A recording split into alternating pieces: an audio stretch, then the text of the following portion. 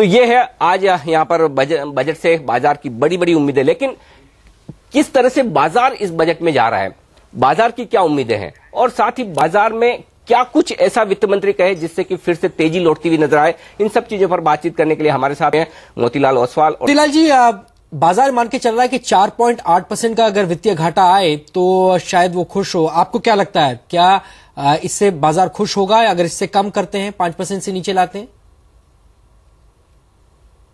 देखिए, सबसे बड़ा चैलेंज आज की तारीख में है मेरे ख्याल से फिस्कल डिसिप्लिन नहीं है। मेरे ख्याल से सबसे बड़ा एक जो आज की तारीख में प्रॉब्लम है वो एक confidence of crisis of confidence है। सो बहुत जरूरी है कि हम लोग ग्रोथ को एक कैसे ट्रैक पे मेंटेन कर सके। जैसे सर्वे में बात किया हुआ है कि 9%, 9.9 से 9% के बीच में ग्रोथ रहेगा। सो मुझे लगता है कि एक थोड़ा सा एक लोगों के दिमाग में एक काफी कंसर्न है, उसको हटाने के लिए बहुत जरूरी है कि हम लोग एक ग्रोथ पे ध्यान दें। और ग्रोथ पे ध्यान देने के लिए आपको बहुत जरूरी है कि जो भी रिफॉर्म्स प्रोसेस है उसको वापस रीस्टार्ट किया जा सके। प्राइम मिनिस्टर ने भी अपने मीडिया इंटरेक्शन में एक बहुत जोर देकर बोला कि भी हम इस बजट के थ्रू रिफॉर्म प्रोसेस को वापस रीस्टार्ट करेंगे एक दूसरे लेवल पे। सो मुझे लगता है कि रिफॉर्म्स में जैसे आप ये एक डायरेक्ट टैक्स कोड का एक रिफॉर्म्स है, वो अगर एक क्लैरिटी आ जाता है कि नेक्स्ट ईयर से चालू होगा कि नहीं होगा। ये goods and services tax GST एक बहुत बड़ा रिफॉर्म है, उसमें कैसे गवर्नमेंट एक ऑपोजिशन को साथ लेके एक अनाउंसमेंट ला सकता है। मेरे को लगता है कि इंडियन हिस्ट्री में पिछले 5 से 7 साल में एक सबसे बड़ा एक रिफॉर्म का जो एक स्टेप जो है जीएसटी को कैसे करके हम एक लागू कर सकें। और तीसरा सबसे बड़ा जो प्रॉब्लम है इसमें कि ऑयल और फर्टिलाइजर सबसे बहुत बड़ा एक डेफिसिट है। तो वो डेफिसिट को कैसे कंट्रोल कर सकते हैं कि आप देखेंगे ऑयल प्राइस में जो गल्फ में जो प्रॉब्लम हो रही है, ऑयल प्राइस बहुत ऊंचा जा रहा है। सो एक्साइज और कस्टम ड्यूटी को अगर कम करके अपन ऑयल प्राइस को मेंटेन कर सकें रिटेल लेवल में, तो एक बहुत बड़ा एक मेरे ख्याल से बाजार को सिग्नल रहेगा। लगभग 2% तक बढ़ जाए, 10% से 12% हो जाए, रोल बैक हो, क्या बाजार उसको फैक्टर इन करके चल रहा है? देखिए, बाजार में एक्सपेक्टेशन है डेफिनेटली कि 1 से 2% एक्साइज ड्यूटी ऑटो में बढ़ सकती है। सो मुझे नहीं लगता है कि ऐसा इसमें कोई ज्यादा इम्पैक्ट आएगा। हाँ, अगर 2% से ज्यादा अगर इसमें इंक्रीज होता है तो डेफिनेटली एक सेंटीमेंट पे फर्क पड़ेगा।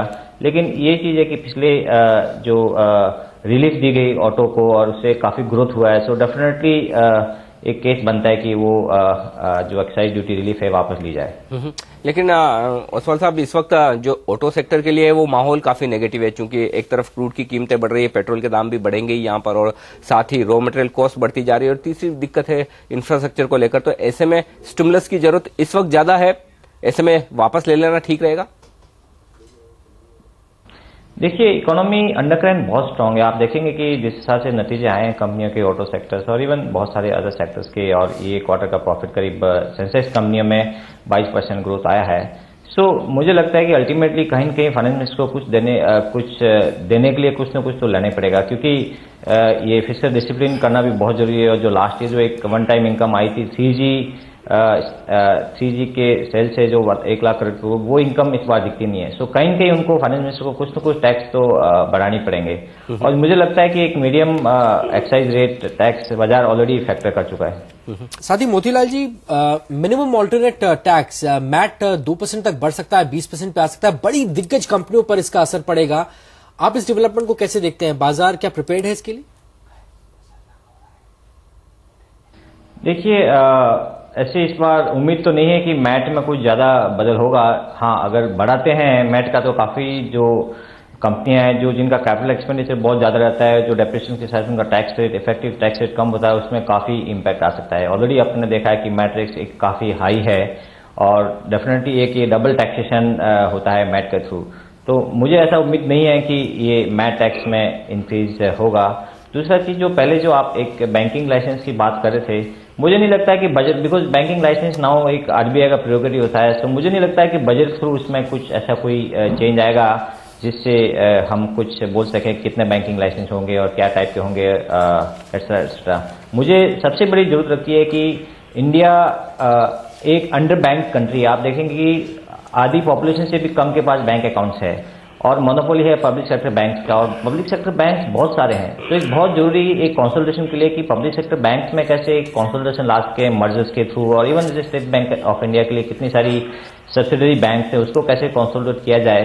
तो एक बहुत जरूरत है एक स्ट्रॉन्ग बैंकिंग सिस्टम की इंडिया के लिए, सो दैट एक जितनी भी इकोनॉमी में इतनी हाई सेविंग रेट हो रही है उसको कैसे करके बैंकिंग सिस्टम की तरफ चैनलाइज कर सकते हैं। मोतीलाल जी, साथ ही कितनी उम्मीद है कि कॉर्पोरेट टैक्स से सरचार्ज हट जाएगा और साथ ही कुछ और बदलाव, पर्सनल टैक्सेशन की लिमिट शायद थोड़ी सी और बढ़ती हुई नजर आए, 2 लाख रुपए तक हो, कितना असर पड़ेगा इसका बाजार पर? देखिए, मुझे नहीं उम्मीद है। जैसे डीटीसी में काफी ऑलरेडी गवर्नमेंट ने अपना इंटेंशन कर दिया कि अगले साल से डीटीसी इम्पैक्ट में हो जाएगा, और डीटीसी के अंदर सरचार्ज की कोई ऐसी उसमें बात नहीं की है। और ओवरऑल अगर कॉर्पोरेट सेक्टर का जैसे 30% टैक्स की बात की गई है, तो ऐसा नहीं होता कि एक साल में आप टैक्स बढ़ा देंगे और दूसरे साल से आप उसको कम कर सकें, अनलेस डीटीसी में कुछ बड़ा बदलाव हो जाए। और मुझे लगता है कि 30% की जो टैक्स रेट है काफी इफेक्टिव है और एक हायर लेवल पे है, और एक ग्रोथ इकोनॉमी के लिए बहुत जरूरी है कि हम लोग एक मॉडरेट टैक्स रिजाइम रखें। मोतीलाल जी, आप क्या सुनना चाहेंगे वित्त मंत्री से? अगर एक चीज ऐसी हो जो आपको लगता है बाजार का रुख बदल सकती है, वो सबसे इंपॉर्टेंट चीज क्या है? सबसे इंपॉर्टेंट चीज मुझे लगता है कि जीएसटी के बारे में गवर्नमेंट अपने को एक क्लियर इंडिकेशन दे दे कि नेक्स्ट ईयर से जीएसटी कंप्लीटली रोल आउट हो जाएगा, और तो मेरे ख्याल से एक बहुत बड़ा एक सिग्नल रहेगा कि गवर्नमेंट एक रिफॉर्म प्रोसेस के लिए कंप्लीटली डेडिकेटेड है। और अगर दूसरी चीज मुझे पूछेंगे तो एक रहेगा कि गवर्नमेंट ये बोल देंगे कि कॉर्पोरेट टैक्स रेट यहाँ से बढ़ेगा नहीं, और नेक्स्ट ईयर से डीटीसी जिस हिसाब से इन्होंने प्रपोज किया है उसके हिसाब से चालू होगा। बिल्कुल, लाल जी का कहना है कि रिफॉर्म्स पर होनी चाहिए आपकी नजर, खासतौर से डीटीसी और साथ ही जीएसटी, इन 2 रोल आउट पर उनकी नजर होगी।